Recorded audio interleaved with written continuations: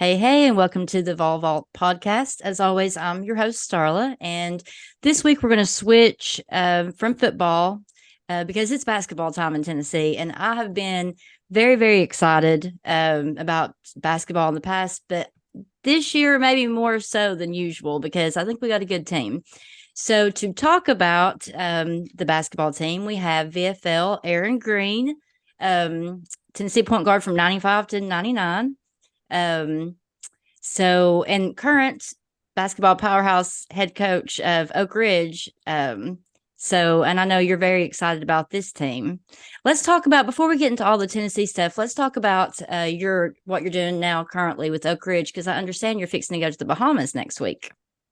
Yeah, that's correct. Yeah, for the Thanksgiving tournament, I think it's our fourth trip to this tournament in the Bahamas, invitational only, which is we're excited about having the opportunity to go. The last time we went, I think, was in 2015, and T. Higgins was the MVP, and we won it. So, of course, it's been a while. We actually had it scheduled a couple times. We had it scheduled during COVID in 2020, and then again the next year, and then that was still kind of lingering, and had it canceled. So this is our third time trying to go back. So we're looking forward to it. We leave Tuesday, and should be a great tournament. We play a Bahamian team first, and then we'll match up against three Atlanta, Georgia teams. So it should be a good tournament for us.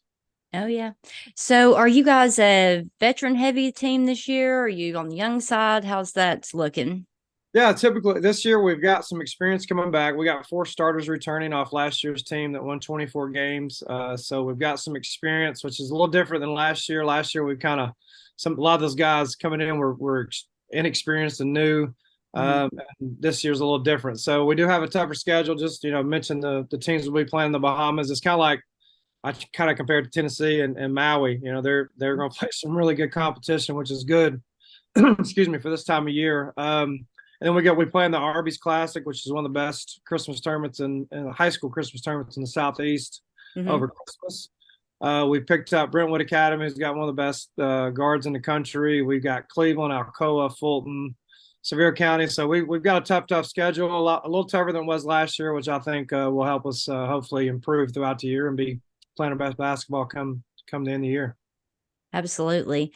Being from Campbell County, we always have our matchup with you. I don't know that we've ever beat you guys. So We played in a district championship game up there. I guess it was 2 years ago. yeah, yeah, At Campbell County. It was a great environment. yeah, We played really well that game, by the way. So yeah. Well, you usually do. So, always. um, okay. So let's talk about your time at Tennessee, 95 to 99. So you played under two head coaches. Yes. Um, Yeah, I played my freshman sophomore year under Kevin O'Neill. Some of the true Tennessee basketball fans will maybe cringe a little bit when you say Kevin O'Neill. That was an interesting 2 years for sure. I mean, just a great defensive coach. Yeah, I'll compare him, to the late Bobby Knight a little bit as far as just, I actually say he was probably a little worse than Bobby Knight, to be honest.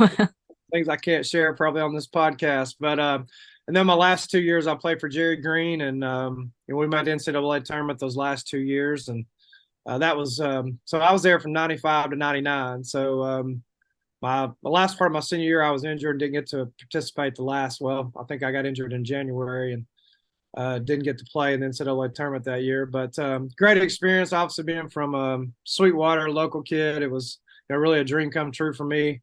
And probably some of the I know just being in high school in this area, and just thinking about, it's hard it's even harder now than it was when I played to play at that level because of the transfer portal. And most college coaches at that level are not really recruiting as many high school kids because of the transfer portal, so it's so much Mhm. different. So I feel very grateful that I had the opportunity to play there.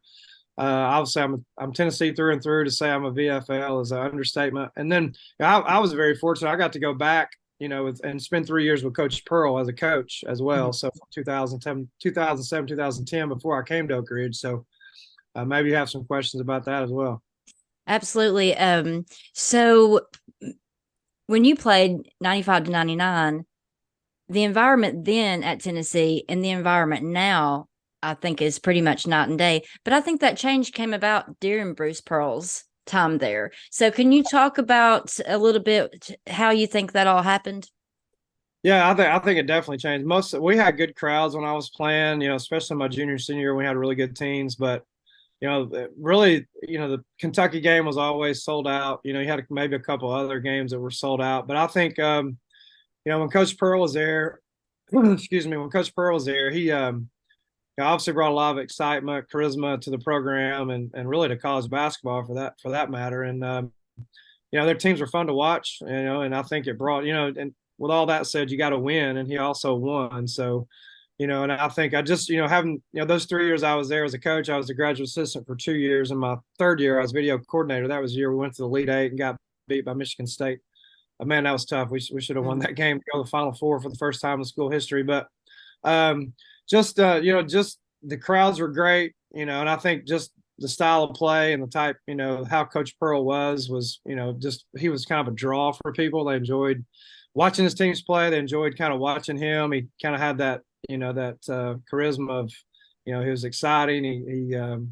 I guess he was fun to watch, I guess, as well. So, but I think it kind of started from that point. And then obviously, just moving forward, you had a few coaches there in between before Coach Barnes got there. And, what Coach Barnes has done there has been unbelievable. I think, I hope he continues to coach for a long, long time. And I think I think a lot of people question maybe his, with his, he's getting up there in age like we all are, but his ability to continue to recruit. But I think he's proven he can still recruit. So, yeah, we need to keep him there as long as we can. Great coach, great man, and a great leader for our university and our basketball program. So it's a good time to be. I'm obviously being a VFL. I'm excited about the basketball season coming up.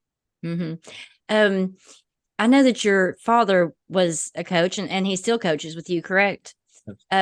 So, and I know you probably took most of your coaching from him, but is there anything that you can say that you got from Bruce Pearl that you drew from his coaching style that you use today? Yeah, just real quick on my dad. I played for my dad at Sweetwater. We won a state championship in 1994, which is probably one of my best memories as an athlete or a coach, really. I've learned a lot from my dad. My dad's been coaching over 40 years. He had a great career. He's my assistant now. He's really old school, and I try to have a little bit of a balance of old school and a little bit of the new school. Try to, because things have changed so much from when back in the 90s and 80s for sure. Even 10 years ago for that matter. But yeah, so I've probably picked up a little bit from every coach I've been around. My dad for sure. Kevin O'Neill, some of the stuff we do defensively, just some of the core stuff, half court defensively. Jerry Green, just more of a fast paced style offensively. And then my 3 years with Coach Pearl was probably my most impactful as a coach. A lot of the things we do now at Oak Ridge is, our style of play, our offensive system is very, very similar. Out of bounds, under denial, side out denial that most Tennessee fans would probably remember for Coach Pearl, kind of his signature things that he did with his teams. And our teams are fun to watch. I think they play hard and play unselfish. And yeah, I'll tell a lot of people all the time. I think my 3 years with Coach Pearl was probably, I got an education, I guess, not just X's and O's, but also, how to deal with people, how he dealt with his players, and took a lot of notes and got educated over those 3 years. And I think it definitely made me a better coach. Absolutely. So you were a point guard, and Rick Barnes, is famous for developing point guards. He usually draws a pretty good point guard either out of the high school or the portal. What do you think it is about? And I know it's probably hard to put it into just a few sentences, but what is it about Rick Barnes that makes him so successful with point guards? I think it first starts with recruiting. I think if you ask him that question, you got to get a great point guard. You got to have a great player. So I think just his track record of who he's been able to recruit, even back to Texas with Kevin Durant. I'm trying to think of the point guard they had at Texas. He's had several guys, Aldridge, several guys in NBA. I think that helps him recruit for sure. But I think it starts there. Then I think I've been fortunate to be able to go to a lot of his practices. I was at one over fall break, and he's like most successful coaches. He's very his standards are very high. He's very demanding. So he's I don't know if you call it tough to play for, but the kids respond to him. They know that he cares about them. He's a good man. I think just as a former player myself, I think most players are very smart, and they understand if you're just out for yourself as a coach. And he genuinely cares about people. And I think the combination of the type of man he is and his ability to be able to recruit, and obviously just his experience as a coach and seeing a little bit of everything, I guess, over his 30 plus career coaching has made him into the coach he is today. And he's done a great job. And I think, like you said, to start this, I think they've got maybe one of the better teams they've had. We'll see, kind of play itself out. But I'm excited about this year's team for sure. And I think they have a chance to. They were picked to win SEC. I definitely think they have a chance to do that. Mm-hmm. I'm going to go off script just a little bit here. So you coach high school kids. It's been said that maybe not just with Rick Barnes, but a lot of the older coaches, that it's hard for them to kind of keep in touch with this generation, because especially because he's such a hard coach. Does that kind of start with the high school coaches, do you think, preparing the kids, I guess, for college, or is it just this generation? No, I think the high school coach has a lot of impact on, if a kid has the ability to play at the next level, say at Tennessee level, high D1 level, I think their high school coach has a big part in that as far as getting them ready for that level. As far as Coach Barnes, I think he's not going to recruit kids that have bad character, that aren't going to play hard, and then most importantly, he's not going to recruit kids that are not going to be able to take coaching.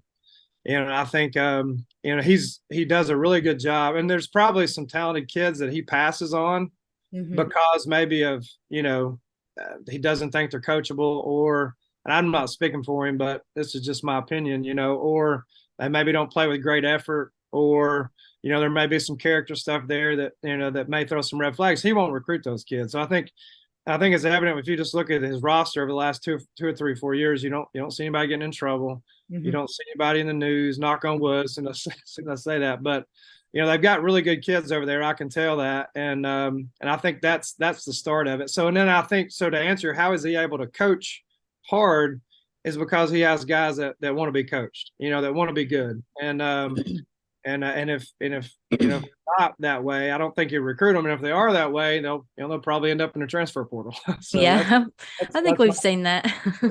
Yeah. So he, speaking of the transfer portal, he struck gold this year. It seems to be so far. I know it's early, but with Dalton Connect and Jordan Gainey, I mean, those two guys, especially Connect, I mean, he's looking at, if he keeps these performances up, he's looking at possibly SEC Player of the Year top season. Have you got to be around those two? I know you said you were just there over the fall. And how do you think they're incorporating with the team chemistry, not just their style of play? Yeah, I was able to go to a practice. So this is obviously hard for me to go over there at a time, but I was able to go to a practice. Short, quick story of fall break with my dad, and we were able to. Coach Barnes usually, kind of welcomes us. I don't know if it's a former player, if he just likes my dad better, I don't know, but we're both about the same age. But we got to sit right on the front row, and the first thing I noticed, and I honestly, as a former player, I don't keep up as a recruiting much as most people would probably think. I just kind of I really don't keep up with it. So usually when they get there, I was like, man, who's this kid? Or I usually have to ask Chad Newman, who's a trainer. Now, who's that kid? It didn't take me 5 minutes to think. And when they started playing, I was like, oh, wow. Chad Newman, the trainer I'm referring to, Chad, come here. I was like, who's this kid right here? He's like, oh, that's Dalton Connect. I was like, oh, wow, he's really, really, he's really, really good.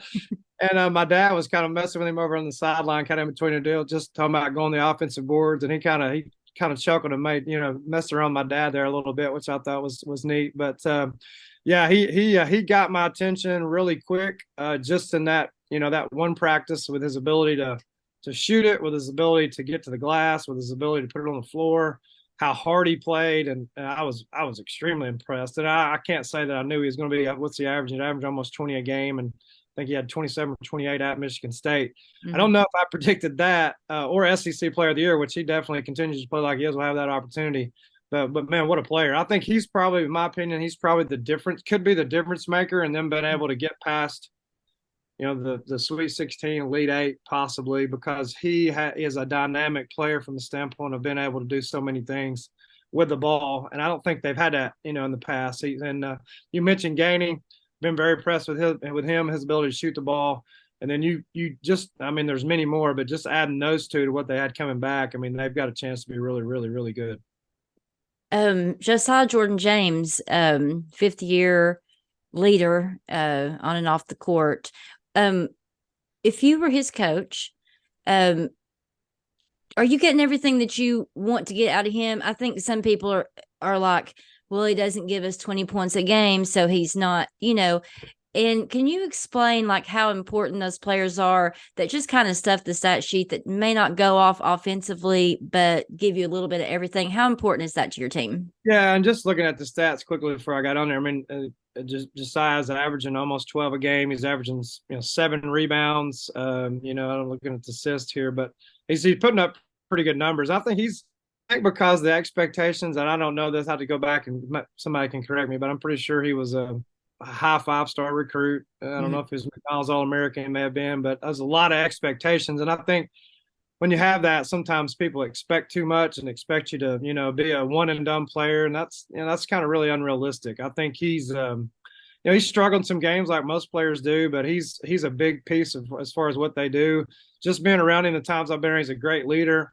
He's a great guy. I think, he has a charisma about him to make his teammates kind of feel good about themselves. I don't know if that makes a ton of sense, but he's a guy you want on your team, and I'm a big Josiah Jordan James fan just based on type of kid he is, and and he'll have a good year too. He's battled a bunch of injuries too, which a lot of people don't really look at that. I had some injuries when I played, and it's tough. I mean, it can set you back quite a bit, but he'll have a good year, and he's a big part of definitely going to be a big part of their success.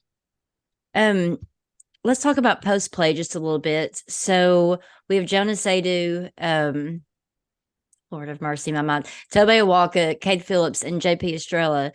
Obviously, Cade and JP are freshmen. I think that a lot of people think that may be the only weakness that we end up having on this team is our post play. With how elite our guards are, how important would you say it is to? We don't have to have a lot of offense out of our post, but is this going to be something that keeps us from going as far as we need to go? Or do you think we just need basic rebounding and defense out of our posts? Well, I think that's a great question. I think it really, like I'm just thinking about my teams just as a coach. It's great. I think my opinion, the most important part about a big is that number one, they can protect the rim defensively, and be great rebounders. That to me, that's the most important part. I think did I pronounce that right? They do, yeah. Yeah. I think he's a great rim protector. He's got great length. He's obviously a little bit more lean than Awaka. So I think that's his strength, but you play these big, get an SEC and play some of these Big Ten teams. They'll see some against Syracuse and Maui. These big, strong 7-footers that got a lot of girth. I mean, sometimes he may struggle. And then Awaka is a little bit different from the standpoint of he's got a little bit more girth. He's got a little bit more strength. He's built a little bit different. He's a little bit more physical. Not necessarily as good of a rim protector as I do, but he's shown some signs of being able to score down in there as well. But yeah, I don't necessarily think you have to have a 15, 20 point score down the post to be able to advance in postseason. I think it definitely helps. But those guys need to be great offensive rebounders, great screeners, and if they can get 9 or 10 points and get 8 or 9, 10 rebounds a game, I think that's really what you're looking for. We're about to be challenged. They're about to be challenged, for sure. If we end up drawing, or not drawing, but if we end up having to play Purdue on Tuesday, if we get past Syracuse and and then Purdue gets past Gonzaga, we'll have to face Zach Edey. And then a little later in the month, we'll play North Carolina, Armando Bacot, who has been the past couple of years a Player of the Year type candidate. If you were coaching this team, how would you approach those games when you are a little weaker in the post? Do you give them their points and stop everybody else, or how do you go about that? Yeah, I think back to Purdue. They lost. They got upset. You're talking about having good bigs. What's the guy at Purdue's name again? Zach Edey. Edey, 7'3" or 4", big guy. they got beat last year. I don't remember the team. I can't remember the name of the team in the first round. Got upset. Mm-hmm. Basically, that team had 5 guards. So if Yeah. that tells you the importance of having a big, that may be one example of bigs are not quite as important as you may think. I think guards are definitely got to have the guards to be successful. But to answer your question, I can't speak for Coach Barnes. I think they'll probably, with it being such, so early in the year, they're still trying to figure out rotations. I think they probably have an idea who's can do what, but giving guys opportunities. I mean, it's early. You're not gonna advance the Final Four right now.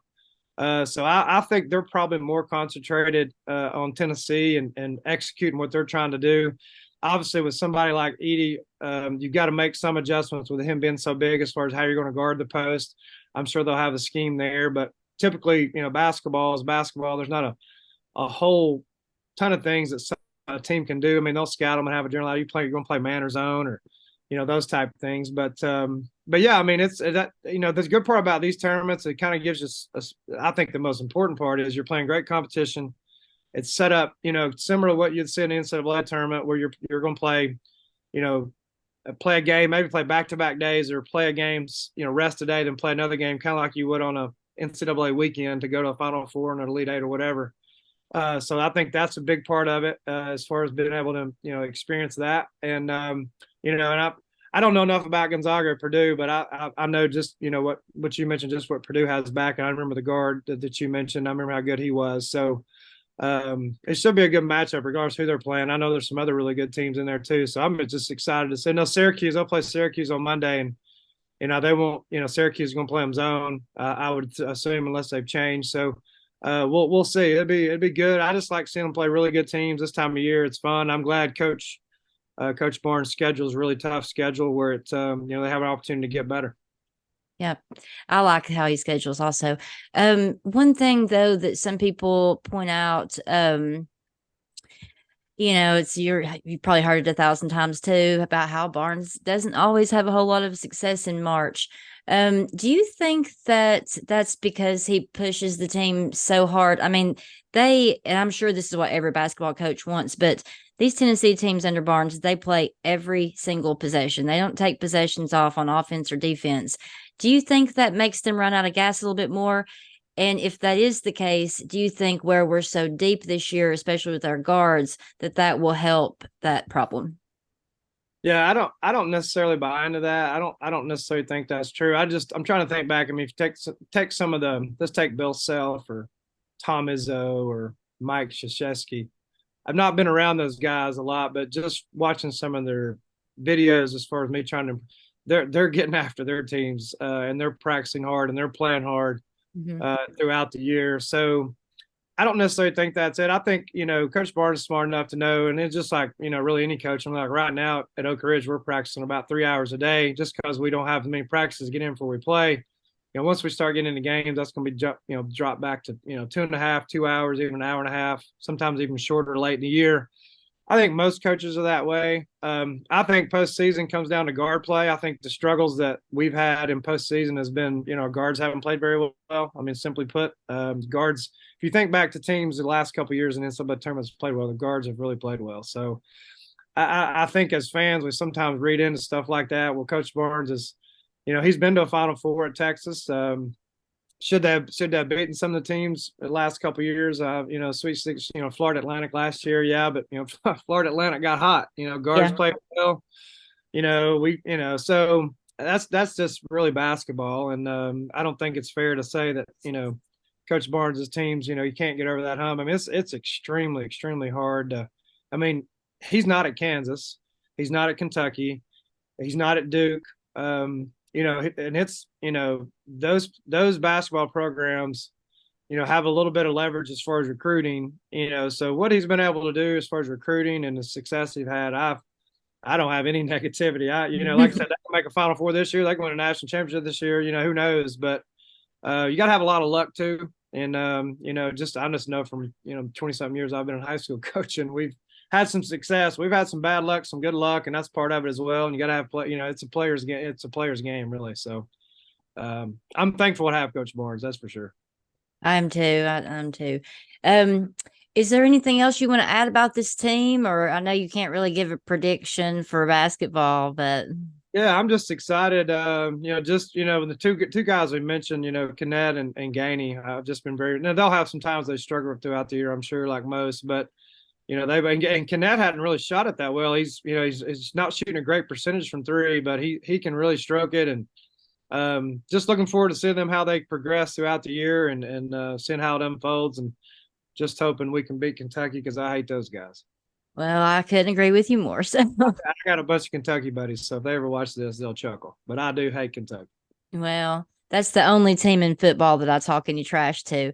I don't really talk. Well, lately we've been able to talk trash to them in basketball too because Yeah, we we've been have. beating them a lot. We've had their number. They've got a really good team this year too. So they've had a couple years for sure. But Kentucky's not the only team in the league that's good. So it's like typical SEC. So it should be fun. Looking forward to it.